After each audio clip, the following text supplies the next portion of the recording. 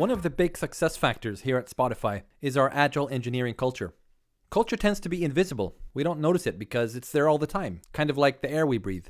But if everyone understands the culture, we're more likely to be able to keep it and even strengthen it as we grow. So that's the purpose of this video. When our first music player was launched in 2008, we were pretty much a Scrum company. Scrum is a well-established agile development approach, and it gave us a nice team-based culture. However, a few years later, we had grown into a bunch of teams and found that some of the standard Scrum practices were actually getting in the way. So we decided to make all this optional. Rules are a good start, but then break them when needed.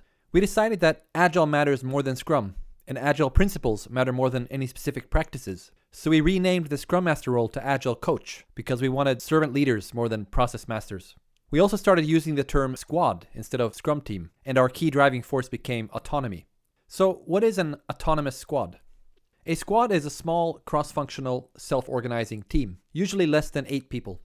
They sit together and they have end-to-end responsibility for the stuff they build. Design, commit, deploy, maintenance, operations, the whole thing. Each squad has a long-term mission, such as make Spotify the best place to discover music, or internal stuff like infrastructure for A/B testing. Autonomy basically means that the squad decides what to build, how to build it, and how to work together while doing it. There are, of course, some boundaries to this, such as the squad mission, the overall product strategy for whatever area they are working on, and short-term goals that are renegotiated every quarter. Our office is optimized for collaboration. Here's a typical squad area. The squad members work closely together here with adjustable desks and easy access to each other's screens. They gather over here in the lounge for things like planning sessions and retrospectives. And back there is a huddle room for smaller meetings or just to get some quiet time. Almost all walls are whiteboards. So why is autonomy so important? Well, because it's motivating, and motivated people build better stuff. Also, autonomy makes us fast by letting decisions happen locally in the squad instead of via a bunch of managers and committees and stuff. It helps us minimize handoffs and waiting so we can scale without getting bogged down with dependencies and coordination. Although each squad has its own mission, they need to be aligned with product strategy, company priorities, and other squads. Basically, be a good citizen in the Spotify ecosystem. Spotify's overall mission is more important than any individual squad. So the key principle is really be autonomous, but don't sub-optimize. It's kind of like a jazz band. Although each musician is autonomous and plays his own instrument, they listen to each other and focus on the whole song together. That's how great music is created. So our goal is loosely coupled, but tightly aligned squads. We're not all there yet, but we experiment a lot with different ways of getting closer. In fact, that applies to most things in this video. This culture description is really a mix of what we are today and what we are trying to become in the future. Alignment and autonomy may seem like different ends of a scale, as in more autonomy equals less alignment. However, we think of it more like two different dimensions. Down here is low alignment and low autonomy, a micromanagement culture. No high-level purpose, just shut up and follow orders. Up here is high alignment, but still low autonomy. So leaders are good at communicating what problem needs to be solved, but they're also telling people how to solve it. High alignment and high autonomy means leaders focus on what problem to solve, but let the teams figure out how to solve it. What about down here then? Low alignment and high autonomy means teams do whatever they want and basically all run in different directions. Leaders are helpless and our product becomes a Frankenstein. We're trying hard to be up here. Aligned autonomy. And we keep experimenting with different ways of doing that. So alignment enables autonomy. The stronger alignment we have, the more autonomy we can afford to grant. That means the leader's job is to communicate what problem needs to be solved and why. And the squads collaborate with each other to find the best solution. One consequence of autonomy is that we have very little standardization. When people ask things like, which code editor do you use? Or how do you plan? The answer is mostly, depends on which squad. Some do Scrum sprints, others do Kanban. Some estimate stories and measure velocity, others don't. It's really up to each squad. Instead of formal standards, we have a strong culture of cross-pollination. When enough squads use a specific practice or tool, such as Git, that becomes the path of least resistance, and other squads tend to pick the same tool. Squads start supporting that tool and helping each other, and it becomes like a de facto standard. This informal approach gives us a healthy balance between consistency and flexibility. Our architecture is based on over 100 separate systems coded and deployed independently. There's plenty of interaction, but each system focuses on one specific need, such as playlist management, search, or monitoring. We try to keep them small and decoupled with clear interfaces and protocols.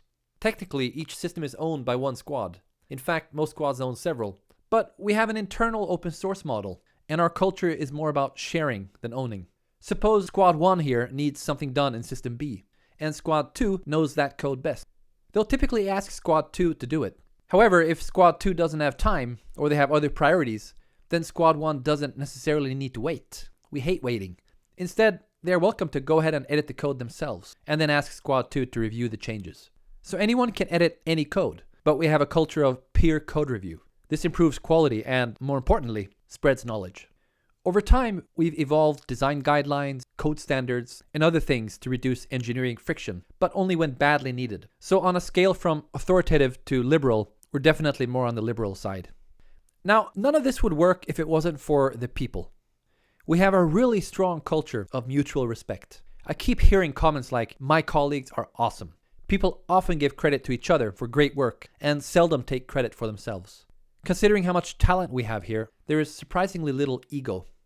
One big aha for new hires is that autonomy is kind of scary at first. You and your squad mates are expected to find your own solution. No one will tell you what to do. But it turns out, if you ask for help, you get lots of it, and fast. There's genuine respect for the fact that we're all in this boat together and need to help each other succeed. We focus a lot on motivation. Here's an example, an actual email from the head of people operations. "Hi everyone, our employee satisfaction survey says 91% enjoy working here and 4% don't." Now that may seem like a pretty high satisfaction rate, especially considering our growth pain. From 2006 to 2013, we've doubled every year and now have over 1,200 people. But then he continues, "This is of course not satisfactory and we want to fix it. If you're one of those unhappy 4%, please contact us. We're here for your sake and nothing else." So good enough isn't good enough. Half a year later, things had improved and satisfaction rate was up to 94%. This strong focus on motivation has helped us build up a pretty good reputation as a workplace. But we still have plenty of problems to deal with. So yeah, we need to keep improving. Okay, so we have over 50 squads spread across 4 cities. Some kind of structure is needed. Currently, squads are grouped into tribes. A tribe is a lightweight matrix. Each person is a member of a squad as well as a chapter. The squad is the primary dimension, focusing on product delivery and quality, while the chapter is a competency area, such as quality assistance, agile coaching, or web development. As squad member, my chapter lead is my formal line manager, a servant leader focusing on coaching and mentoring me as engineer, so I can switch squads without getting a new manager. It's a pretty picture, huh? Except that it's not really true. In reality, the lines aren't nice and straight, and things keep changing. Here's a real-life example from one moment in time for one tribe. And of course, it's all different by now. And that's okay. The most valuable communication happens in informal and unpredictable ways. To support this, we also have guilds. A guild is a lightweight community of interest, where people across the whole company gather and share knowledge within a specific area. For example, leadership, web development, or continuous delivery. Anyone can join or leave a guild at any time. Guilds typically have a mailing list, biannual conferences, and other informal communication methods. Most organizational charts are an illusion, so our main focus is community rather than hierarchical structures. We've found that a strong enough community can get away with an informal, volatile structure. If you always need to know exactly who is making decisions, you're in the wrong place. One thing that matters a lot for autonomy is how easily can we get our stuff into production. If releasing is hard, we'll be tempted to release seldom to avoid the pain. That means each release is bigger and therefore even harder. It's a vicious cycle. But if releasing is easy, we can release often. That means each release is smaller and therefore easier. To stay in this loop and avoid that one, we encourage small, frequent releases and invest heavily in test automation and continuous delivery infrastructure. Release should be routine, not drama. Sometimes we make big investments to make releasing easier. For example, the original Spotify desktop client was a single monolithic application. In the early days, with just a handful of developers, that was fine. But as we grew, this became a huge problem. Dozens of squads had to synchronize with each other for each release, and it could take months to get a stable version. Instead of creating lots of process and rules and stuff to manage this, we changed the architecture to enable decoupled releases. Using Chromium Embedded Framework, the client is now basically a web browser in disguise. Each section is like a frame on a website, and squads can release their own stuff directly. As part of this architectural change, we started seeing each client platform as a client app, and evolved 3 different flavors of squads: client app squads, feature squads, and infrastructure squads. A feature squad focuses on one feature area, such as search. This squad will build, ship, and maintain search-related features on all platforms. A client app squad focuses on making release easy on one specific client platform, such as desktop, iOS, or Android. Infrastructure squads focus on making other squads more effective. They provide tools and routines for things like continuous delivery, A/B testing, monitoring, and operations. Regardless of the current structure, we always strive for a self-service model. Kind of like a buffet. The restaurant staff don't serve you directly. They enable you to serve yourself. So we avoid handoffs like the plague. For example, an operations squad or client app squad does not put code into production for people. Instead, their job is to make it easy for feature squads to put their own code into production. Despite the self-service model, we sometimes need a bit of sync between squads when doing releases. We manage this using release trains and feature toggles. Each client app has a release train that departs on a regular schedule, typically every week or every 3 weeks, depending on which client. Just like in the physical world, if trains depart frequently and reliably, you don't need much upfront planning. Just show up and take the next train. Suppose these 3 squads are building stuff, and when the next release train arrives, features A, B, and C are done, while D is still in progress. The release train will include all 4 features, but the unfinished one is hidden using a feature toggle.